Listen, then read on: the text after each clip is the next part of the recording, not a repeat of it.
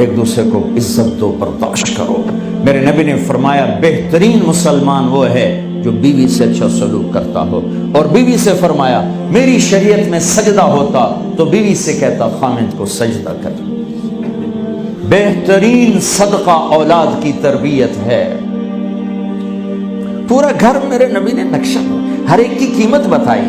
ماں تیرے قدموں تلے جنت، کاش میری ماں زندہ ہوتی، تم دیکھتے میں کیا کرتا، میں عشاء کی نماز کے مصلی پر ہوتا، میں سورۃ فاتحہ پڑھ رہا ہوتا، ادھر سے آواز آتی میری ماں کی محمد، تو میں نماز توڑ کے کہتا لبیک اماں جان۔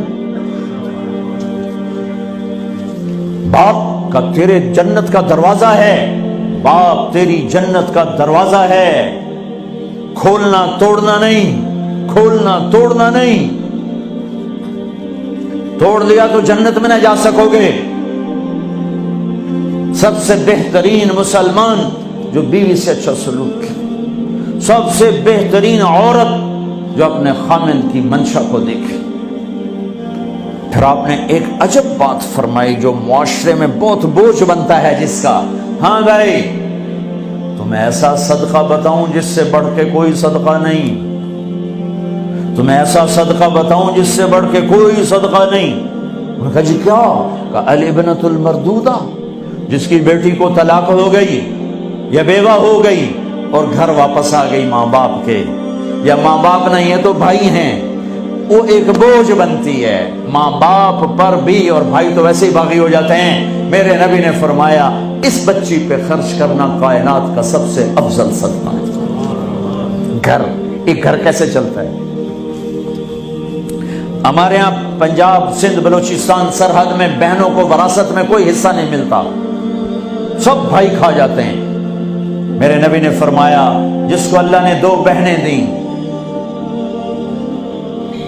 اس نے ان کا حق ادا کیا، شادی کی حق ادا کیا۔ ماں باپ کی وراثت میں سے ہوتا ہے، اگر میں نے کوئی خود کمایا ہے اس میں بہنوں کا حق نہیں، ماں باپ سے اگر 1 روپیہ بھی آیا ہے تقسیم کیا جائے گا۔ جس نے بہنوں کا حق ادا کیا، شادی کی حق ادا کیا، اس پہ جنت واجب ہو گئی۔ جس کو اللہ نے 3 بیٹیاں دی، اس نے ان کی ڈولی اٹھائی، وہ جنت میں میرے ساتھ یوں ہوگا۔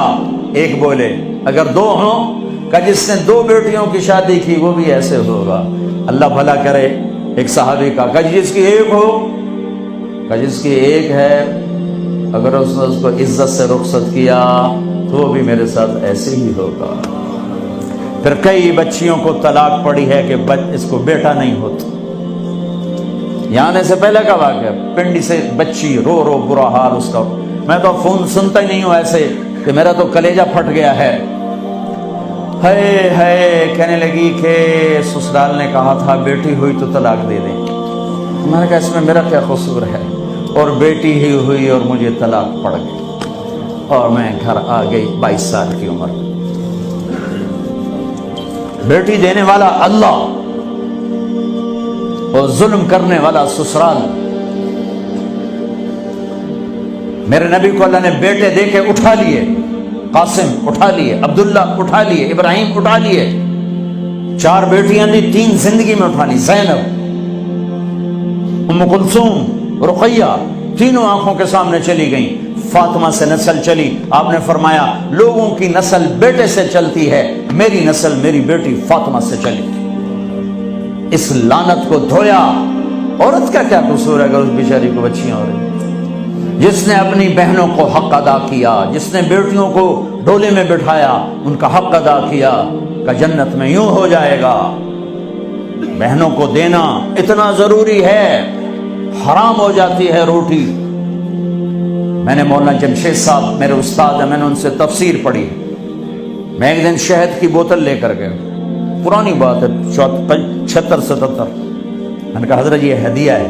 فرمایا کہاں سے لائے ہو؟ میں نے کہا میرے اپنے باپ ہے۔ فرمایا تیرے باپ نے اپنی بہنوں کو، تیرے باپ نے اپنی بہن یعنی میری پھوپھیوں کو، تیرے باپ نے اپنی بہنوں کو زمین میں سے حصہ دیا تھا؟